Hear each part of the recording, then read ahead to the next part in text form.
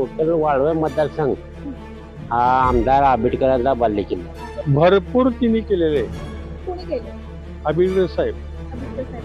होय होय आम्ही विसरू शकत नाही. जे आमदार झाले शंकर दोंडी झाले, बजवाना झाले, परत केपी पाटील झाले, हरिभाऊ कडे झाले. ह्या आमदाराच्या ह्या आमदारमध्ये जमीन आसमानाचा फरक आहे. तुमच्या मनातला उमेदवार कोण आहे? उमेदवार आता अरुण जाधव वाटतोय, बघूया. का अरुण जाधव असं का म्हणताय तुम्ही? कार्यकर्ता चांगला आहे असं वाटतंय. चांगला कार्यकर्ता. हा, आतापर्यंत जेवढे कामं केल्यात ते चांगले केल्यात त्यांनी असं मग वाटतंय. इथून पुढं निवडून आल्यानंतर त्यांच्याकडून काय अपेक्षा आहेत तुमच्या? लोकांनी त्यांचं म्हणजे आपल्या ह्या तालुक्यात जरासं त्यांचं बऱ्यापैकी मत आहे, चांगली कामं करण्याची किंवा संधी लोकमत येण्याची. मग तुमच्या गावामध्ये अशी कोणती विकास कामं केलीत का त्यांनी? केलेत की. कोणती केलीत? जसं की तसं रस्त्याचं थोडंफार दिले, गावातले भरपूर त्यांचं म्हणजे सहकार्य आहे तसं गावात. आता जिल्हा परिषद आणि पंचायत समितीच्या निवडणुका लागतात, तुमच्या गावामध्ये काय वातावरण आहे? गावाचा विषय सोडा, टोटल वाळवे मतदारसंघ हा आमदार आंबेडकरांचा बालेकिल्ला. आता गेली 2014 पासून या मतदारसंघात आम्ही आंबेडकर साहेबांचा कुठलीही इलेक्शन असू दे, पंचायत समिती, जिल्हा परिषद असू दे, कारखाना असू दे, आमदारकी असू दे किंवा इतर कुठल्या गोकुळ असू दे किंवा बँक असू दे, इथं प्रामुख्यानं जे चालते ते फक्त प्रकाश आंबेडकरचा विषयच आहे.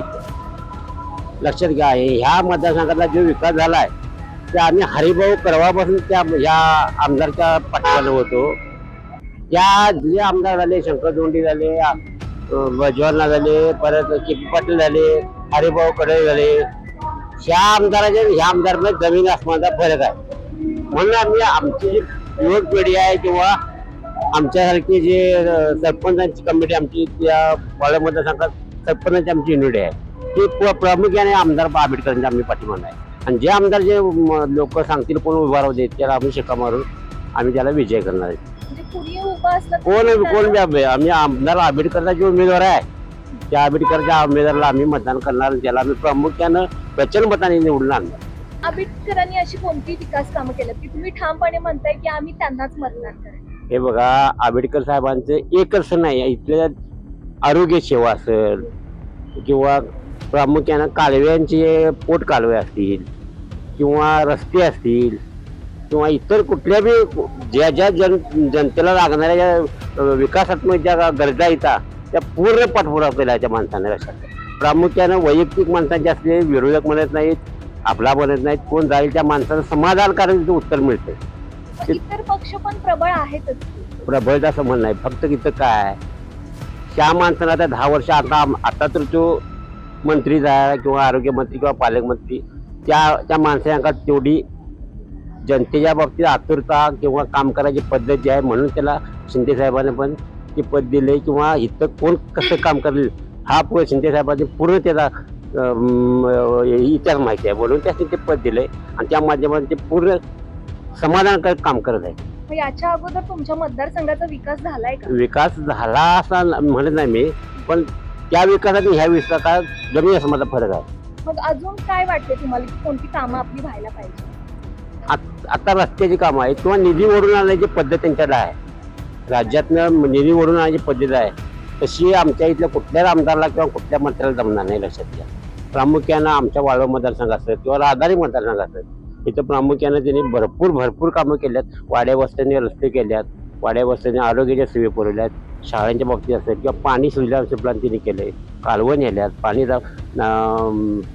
आस्तरीकरण केले त्या कालव्यांचं.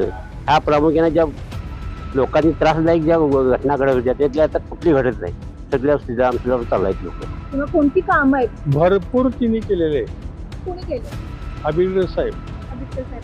होय होय आम्ही विसरू शकत नाही. जनते म्हणजे ह्याच्या संदर्भात ज्येष्ठ नागरिक संदर्भात तिने भरपूर योजना केलेल्या आहे. मग त्यांचा उमेदवार सुद्धा रिंगणात आहे ना? होय की, मग म्हणूनच मी म्हणलं तुम्हाला काय लोक बोलतात त्याच्यावर अचानक सुरुवात होईल. मग तुमचं मत काय? माझं मत एकच आहे, बघून माणसानं काम केलेलं त्या माणसाला व्यक्तीला शिक्का द्या. जिल्हा परिषद निवडणुका लागल्यात, काय वातावरण आहे तुमच्या गावामध्ये? शिवसेना आहे. आंबेडकर साहेबांनी काम चांगलं केलंय अशोक वाडके आमचे नेते आहेत. अशोक वाडकेंनी पेन्शिल्या अभिसाहेबांनी केले, त्याचा सहभाग अरुण जाधवांचा आहे. एवढं बोलून काय सांगू? हा कुणाचं वार आहे तुमच्या ते गावात? शिवसेना शिवसेनाच अरुण का? हा शिवसेनाच का?